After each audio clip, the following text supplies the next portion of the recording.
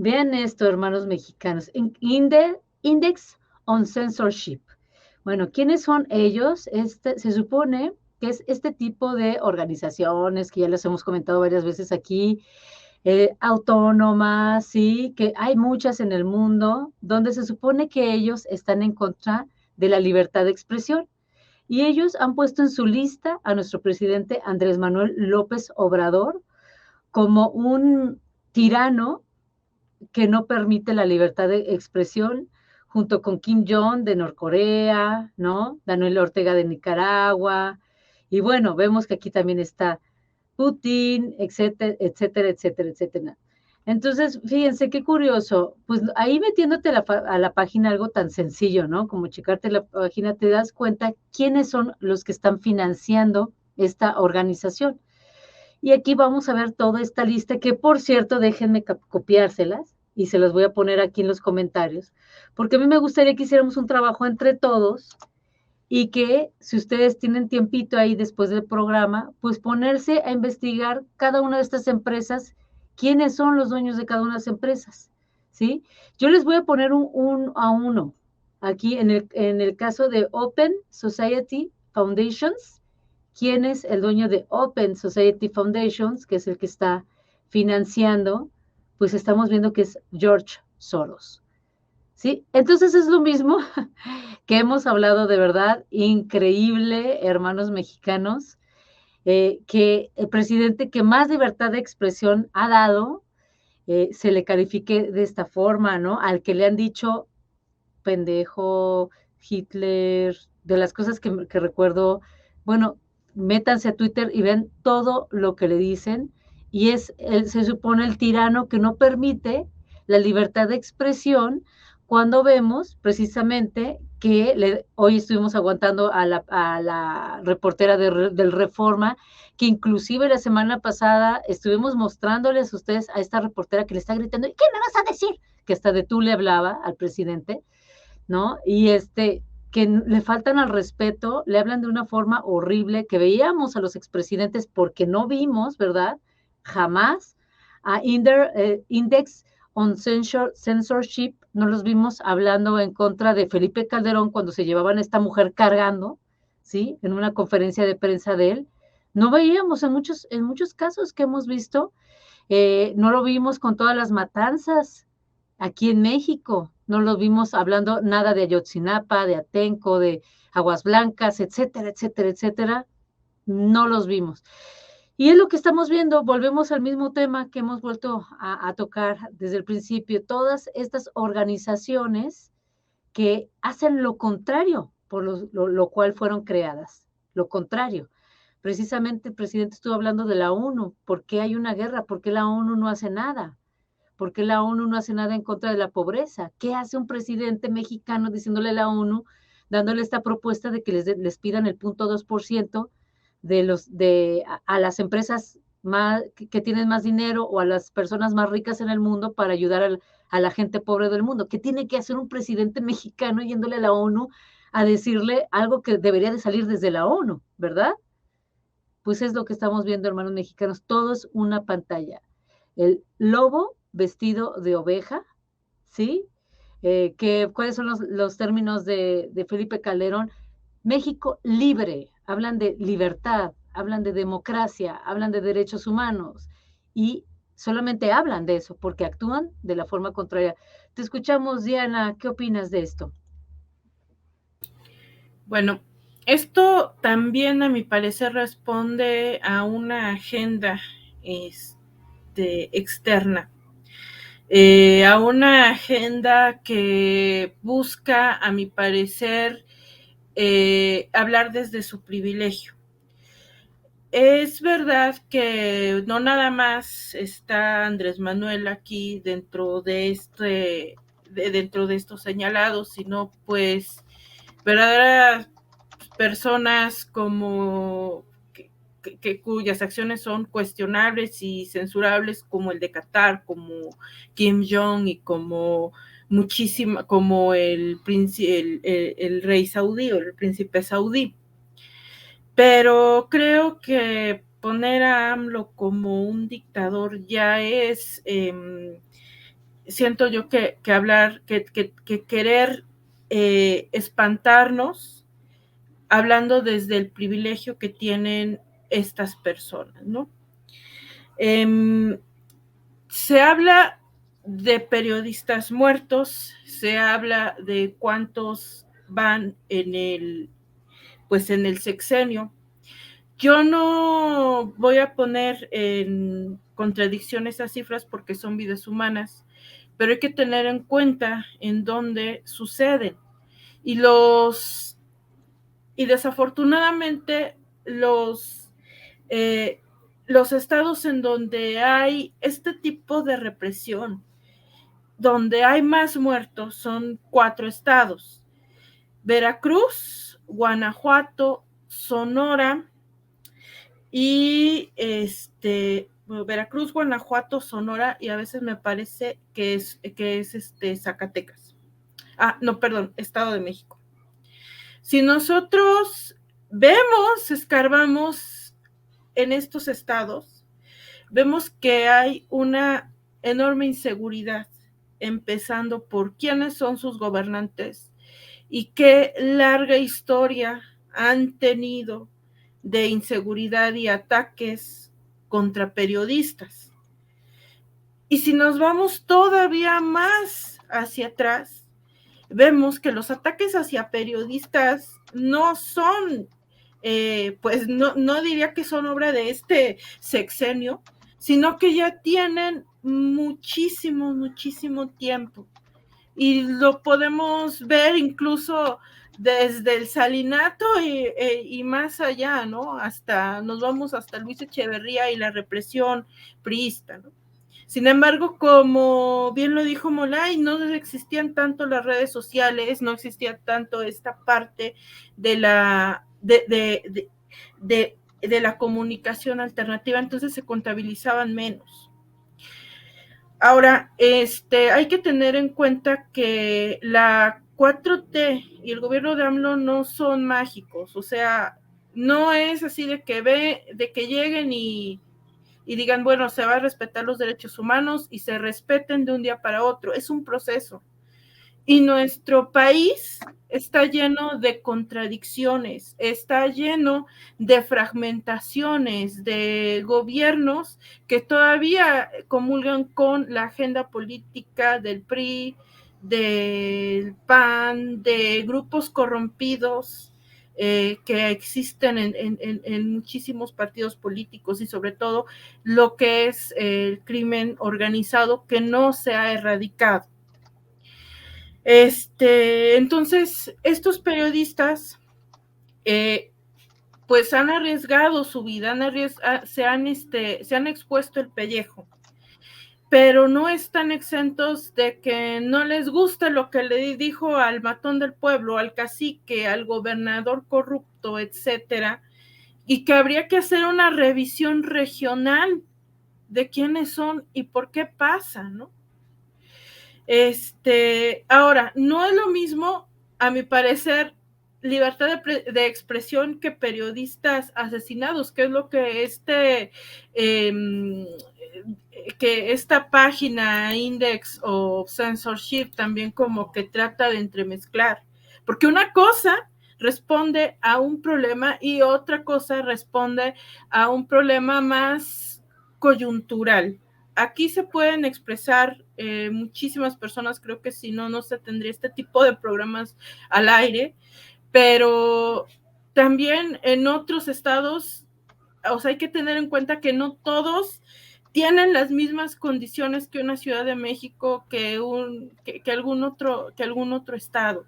Hay hay estados en donde se sigue viviendo la inseguridad. ¿Por qué? Porque no es nada más que digan, bueno, ya cambió, sino que los procesos son diferentes, las denuncias son diferentes y todavía hay una red que desmembra y hay intereses muy particulares, muy regionales, que se encargan de acallar pues a estos comunicadores. Ahora, A mí me sorprende que digan que en lo que va del sexenio, que en 2022 ha habido más periodistas asesinados en México, cuando no debemos olvidar que 2006 a 2012, en el periodo de Felipe Calderón, hubo muchísimos comunicadores, muchísimos periodistas, gente que incluso, o sea, ciudadanos de a pie que se atrevían a documentar lo que hacía el crimen organizado, lo que hacían los cárteles, que también eran asesinados. Entonces, a mi parecer es una exageración que se ponga aquí bueno, que se le ponga aquí a López Obrador como un tirano, o sea, me parece que no es más como una agenda, es como y lo peor de todo es hacernos creer que sí, ¿no? Que sí tenemos los elementos que los otros países tienen, que un país como Qatar, que un país como Saudi Arabia, que tienen otra geopolítica y otras dimensiones, se pueden comparar con los mismos parámetros tiránicos de gobierno que se tienen allá, cuando México es una realidad totalmente diferente. Gracias. Muchísimas gracias, Diana. Así es. Vamos contigo, Moley. ¿Qué opinas? Pues esa página de internet y ese ranking forma parte de la misma narrativa trumpista global, ¿no? Y que la compran los reaccionarios mexicanos, la compran así fácil, ¿no? Incluso, o más bien hasta tal vez hasta les piden cuota a ellos. Habría que ver si los panistas dan cuota para publicar ahí, para meter al ranking ahí al presidente, ¿no? Cosa que es probable. Seguramente hay dinero de nuestros impuestos que se está gastando en ese ranking para que se meta el presidente, así como se gastan dinero para publicar artículos en el New York Times y en el The Guardian y en otros, ¿no? En otros medios de comunicación internacionales que les ayudan a los reaccionarios acá en México a tratar de desarrollar la narrativa y de instalar esa narrativa de que en México hay una dictadura, que somos Pejezuela del Norte, y que una conspiración judío-masónico-anunnaki reptiliana comunista está controlando a nuestras mayorías sociales que salen a la calle para defender su gobierno, ¿no? Entonces, esa narrativa, pues, se ratifica en esta página, ¿no? Que además está bastante mal hecha, hay que decirlo, y que banaliza la política, banaliza la geopolítica, banaliza la historia de cada país, porque meten ahí meten a los autócratas de las petrocracias del Medio Oriente, que están allí gracias al imperialismo inglés y al imperialismo norteamericano, ¿no? Así se ponen, y se ponen en el mismo lugar a Vladimir Putin y a Xi Jinping y a Kim Il-sung y a Daniel Ortega, cuando cada uno de esos personajes representa un proceso histórico distinto. Y muy mal hacemos y abaratamos excesivamente la capacidad racional que tiene el ser humano cuando decimos, pues estos son dictadores todos y punto. Cuando cada uno está en esos espacios por una historia política, económica, cultural, social, compleja, distinta, ¿no? Y que lo que mejor nos hace es profundizar en el estudio de cada uno de esos elementos, ¿no? Porque además eso nos va a ayudar a entender el mundo en el que vivimos, ¿no? Hay que entender por qué Vladimir Putin está en el lugar en el que está, por qué tiene el poder que tiene y por qué está librando una guerra en Ucrania, y que no es otra cosa que la guerra a profundidad entre China y Estados Unidos, donde la Unión Europea está siendo controlada por Estados Unidos y Rusia está siendo el primer dique de combate de una guerra económica mucho más profunda y mucho más peligrosa para la humanidad, ¿no? Y eso no lo entendemos y decimos, es un dictador y ya. No, hay que comprender por qué ese dictador gana elecciones, ¿no? ¿Por qué tiene mayoría de aprobación, ¿no? Y lo mismo con Xi Jinping, un fenómeno político en una cultura distinta a la nuestra, que viene de un proceso, de una revolución que hay que estudiar y conocer, porque no se parece en nada a la experiencia que nosotros tenemos acá, ¿no? Y entonces a nadie le sirve de nada solamente de un borrón decir que son dictadores, ¿no? Pero peor aún, tratar de comparar a un gobierno electo, ¿no? Un gobierno electo, eso es muy importante. O sea, cuando alguien quiere señalar un gobierno de ser una dictadura, lo primero que se tiene que preguntar es cómo llegó ese gobierno, cómo ascendió ese gobierno. ¿Y cuál es la relación de ese gobierno con los grandes resortes del poder económico del país, ¿no? Entonces, normalmente cuando hay una dictadura, el gobierno se instaura por medio de un golpe de Estado, ¿no? Que es lo que piden los panistas, ¿no?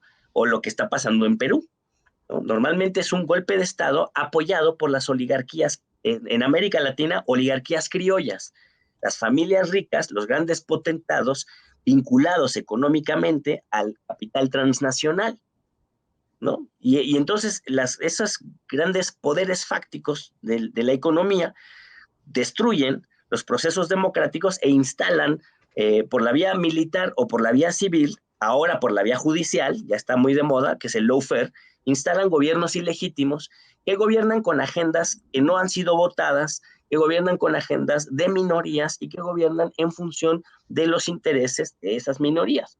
Y normalmente para gobernar así tienen que reprimir al pueblo.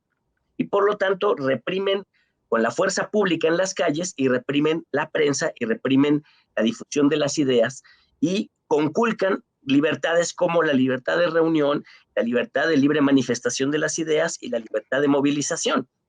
Y eso es lo que podemos calificar como un gobierno autoritario, ¿no? Que si se mantiene en el gobierno durante un periodo más o menos largo, se le puede calificar de dictadura. Normalmente esas dictaduras son dictaduras del poder del capital en contra de los pueblos. Es muy raro ver una dictadura al revés.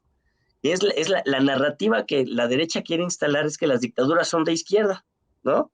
Entonces, graciosas dictaduras esas, ellos califican de dictaduras donde hay gobiernos electos, donde hay libertad de prensa, donde hay libertad de reunión, donde hay libertad de movilización y donde además no se está tocando los intereses de los grandes ricos, sino que hay a duras penas ciertas reformas para mejorar las condiciones de vida de las mayorías sociales, como en el caso de Venezuela, como en el caso de Argentina, como en el caso de lo que intentó Perú, o en el caso de Brasil, o en el caso de una etapa de la historia uruguaya, el gobierno de Tabaré Vázquez y de Pepe Mujica, ¿no? O en el caso mexicano, que logramos un voto masivo de 30 millones de personas para superar el fraude electoral que ya se nos había preparado y logramos un gobierno electo que respeta libertades democráticas.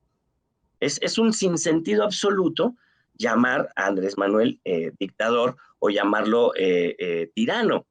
Es un sinsentido absoluto, porque en la acepción moderna del tirano, ¿no? que también es una vulgarización, pero es un sinsentido porque en nuestro país, hoy por hoy, se respetan las libertades democráticas con todos los asegúnes y problemas que hay en el interior de la República. Ya lo dijo Diana muy bien, ¿no? En cada estado de la República se viven situaciones distintas, sobre todo, y esto no es propaganda política, pero sobre todo en los estados gobernados, todavía estados gobernados por el PRI y por el PAN, ahí es donde peligra más la libertad de expresión. Ahí es donde peligra más la libertad de manifestación y de movilización. Ahí sí ha habido represión durante estos tiempos, ¿no? Y en algún otro gobierno que se salga de la lógica humanista de la Cuarta Transformación, que cometa errores de ese tipo, que seguramente lo sabrá, ¿no? Pero desde el gobierno federal se respetan las libertades democráticas, las garantías de manifestación, de libre reunión, de libre expresión de las ideas, se respetan como nunca antes se había hecho. Y eso es muy importante para la oposición de derecha y para la oposición de izquierdas, que también la hay, ¿no? Y eso sin sentido. Ahora, el tirano, en tiempos de la Grecia antigua, en tiempos de la democracia ateniense, el tirano era el gobernante que favorecía a los pobres para equilibrar el poder y evitar una revolución. Fíjense, el tirano era el que buscaba una redistribución de la riqueza y se apoyaba en los sectores empobrecidos y evitaba el alzamiento de los sectores empobrecidos por la vía de esa redistribución de la riqueza. Ya ese se le conocía como tirano, ¿no? Después ya en la ciencia política moderna ya se modificó ese concepto y se igualó tiranía a autoritarismo, ¿no? Y dictadura un poco también tiene un sentido distinto, ¿no? Normalmente las dictaduras se ubican, se conciben como el gobierno unipersonal, ¿no? Vertical y autoritario y también violento, con eso se relaciona. Entonces se relaciona con esa de dictador, pues se relaciona a personajes como Hitler, como Stalin o como Benito Mussolini, ¿no? Pero en la etapa moderna, en la etapa actual, sobre todo en la época después de la década ganada, después del ascenso al gobierno de Hugo Chávez y de esta nueva etapa histórica en América Latina, la narrativa de la derecha cambió y para ellos dictadura es cualquier gobierno que no sea de derecha, ¿no? Cualquier gobierno que no beneficie a los banqueros, que no beneficie a los grandes capitales de manera directa, porque además sí se benefician. Si hay mayor consumo, si hay mayor capacidad de compra de los sectores de las mayorías sociales, pues los empresarios se benefician, los banqueros se benefician, no se hagan, ¿no? No estamos hablando del comunismo, estamos hablando de la redistribución de la riqueza en los marcos del sistema capitalista de producción. Pero el Estado Nacional tiene la obligación, sobre todo desde una visión nacional popular, el Estado Nacional tiene la obligación de controlar de controlar las ambiciones del capital y redistribuir la riqueza para elevar el nivel de vida de las mayorías y que no haya pobres, que no haya gente miserable. Esa es la obligación del Estado. Y esa es la lógica nacional popular de los gobiernos de izquierda o progresistas en América Latina, ¿no? Aunque luego la retórica puede ser una retórica socialista, como en el caso venezolano, lo cierto es que sigue habiendo capitalismo allí, ¿no? Lo cierto es que sigue habiendo propiedad privada, sigue habiendo extracción de plusvalía, sigue habiendo compra de petróleo venezolano por parte del imperialismo yanqui, ¿no? Pues, ¿para qué fingimos? ¿No? ¿Por qué tratamos de engañar con discursos ideológicos una lógica económica que está allí y a la cual hay que entrarle en términos democráticos, sin espantarnos y sin estar señalando al otro de ser el enemigo de la civilización? Sino más bien el asunto es ponerse de acuerdo y permitir que si los pueblos eligen un tipo de gobierno, pues es el tipo de gobierno que los pueblos eligieron. Y no podemos estarlo señalando de ser dictadura solo porque no benefician a las grandes élites globales, ¿no? Que es lo que estamos viendo en realidad, ¿no? Estas élites globales, sus partidos y sus intelectuales orgánicos son muy caprichosos a la hora de definir dictadura y democracia. Dictaduras son gobiernos que no los benefician a ellos. Democracias son los gobiernos, aunque sean dictaduras sanguinarias en los hechos, que benefician a los banqueros y al capital privado, ¿no? Y contra esa narrativa hay que luchar esclareciendo los conceptos y rechazando estos infundios, ¿no? Y explicándoselos lo mejor